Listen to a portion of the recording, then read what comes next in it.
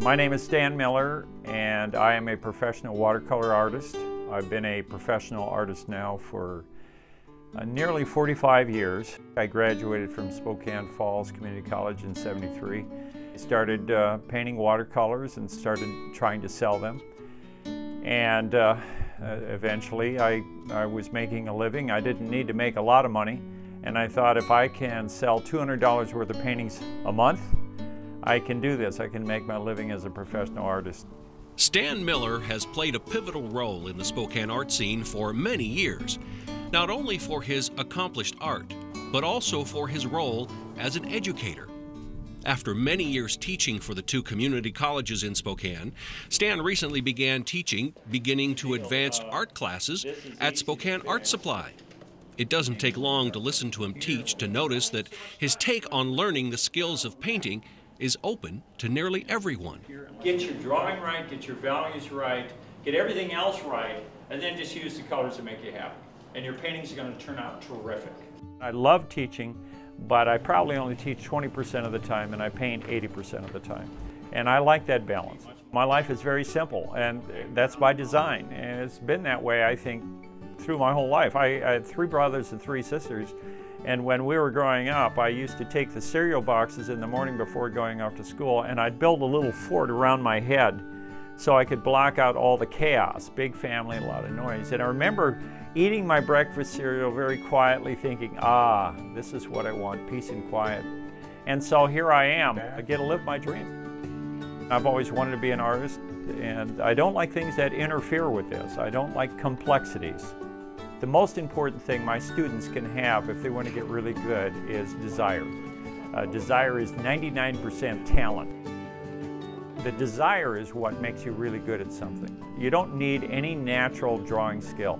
Everybody can learn how to draw, and everybody can learn how to paint something very realistically. But the big weakness my students have when they get frustrated with their work is they don't put in the time. And why don't they put in the time? Because they have other priorities that are more important. With a simple camera setup over a work area to record video, Stan has exponentially grown his popularity through social media and an active online presence. His growth has catapulted his skills to a worldwide audience that craves to learn his expertise.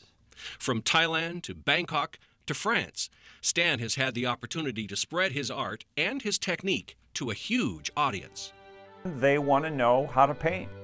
They especially like my portraits. I think most people like my portraits because everybody around the world can relate to a portrait. When I travel, that's the #1 thing people are interested in. How do you paint a portrait?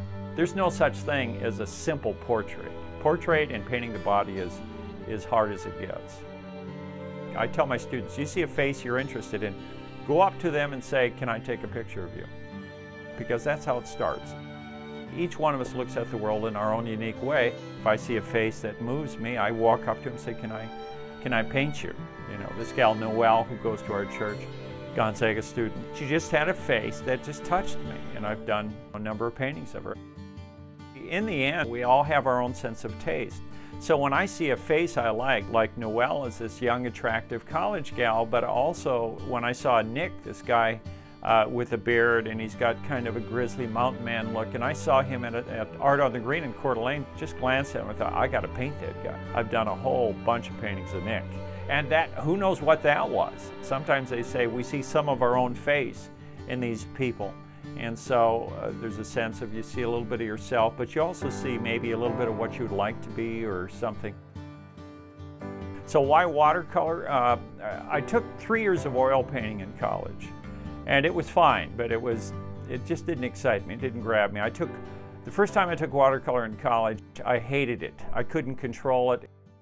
I thought, what the heck is going on? So watercolor challenged me. It kind of said to me, you can't control me. And oil was too obedient. Some say that painting in oil is like training your dog. Painting in watercolor is like training your cat. And I kind of feel that way. I respond as a personality to challenges. When something says to me, you can't control me, this is something that's over your head, there's part of me that goes, oh yeah, let's see about that. For the most part, I'm seeing as somebody who's kind of old school. I still work from a live model. I go out on location, I paint on location. In this day and age, there's fewer and fewer people that know how to draw the model from life and make it look like them. It is, in a lot of ways, a lost art, but there's signs that it's coming back. That there's something to be admired about the old-fashioned, old-school skills of doing some of these things. Teaching art to 8th graders, this time in a volunteer capacity at All Saints Middle School in Spokane, Stan clearly is in his element, paving the way for a new generation of artists by educating them in the importance of art. The arts are incredibly important. I tell my 8th graders this, and I always say, number one, the arts, music, theater, dance, painting, incredibly important to the world and making the world as beautiful as it is.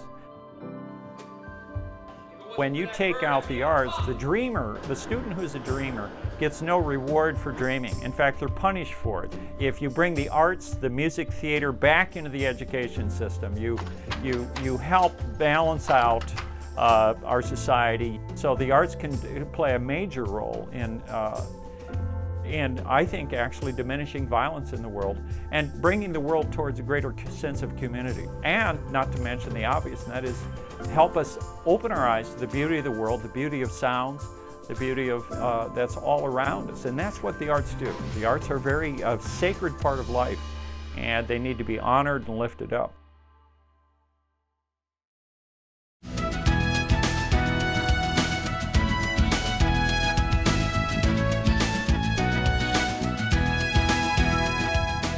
If you have an idea for Northwest Profiles, send it to KSPS TV, 3911 South Regal, Spokane, Washington 99223.